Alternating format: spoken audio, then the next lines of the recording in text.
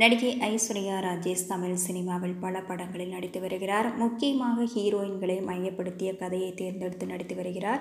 அவரது நடிப்பில் கடைசியாக புலிமடா படம் வெளியானது. அடுத்ததாக கருப்பர் நகரம், மோகன்தாஸ், தீயவர், கொலைகள் நடங்க போன்ற படங்கள் ரிலீஸ் ஆக இருக்கின்றன. திறமையான நடிகையான அவருக்கு வாய்ப்புகள் கிடைக்க தர்மதுரை, குற்றமே தண்டனை, லட்சுமி, வடசென்னை உள்ளிட்ட பல படங்களில் நடித்தார்.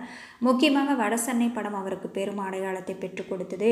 இந்நிலையில் இலங்கை நுவரெலியா மாவட்டத்தில் பொங்கல் விழா நடந்தது. இதில் ஐஸ்வர்யா ராஜேஷ் சிறப்பு விருந்தினராக கலந்து கொண்டார். அவர் மட்டுமின்றி சம்யுக்தா, ஐஸ்வர்யா தத்தா உள்ளிட்டோரும் கலந்து கொண்டனர். அப்போது விழாவில் பேசிய ஐஸ்வர்யா ராஜேஷ், பொங்கல் கொண்டாட்டம் நான் நினைத்தது போலவே சிறப்பாக இருந்தது. அமைச்சர் என்று சொன்னவுடன் அவர் வயதான நபராக இருப்பார் என்று தான் நினைத்தேன். ஆனால் அவருக்கு வயது ரொம்பவே குறைவு. அது மட்டுமின்றி ரொம்ப அழகாக இருக்கிறார். முதன்முறையாக குறைந்த வயதில் ஒருவர் அமைச்சராக இருக்கிறார். அமைச்சர் ஜீவன் பல நல்ல விஷயங்களை செய்து வருவதாக கேள்விப்பட்டிருக்கிறேன். அதனால் மக்களுக்கும் பெரிய அளவில் உதவியாக இருக்கிறது என்று நான் நினைக்கிறேன் என்றார்.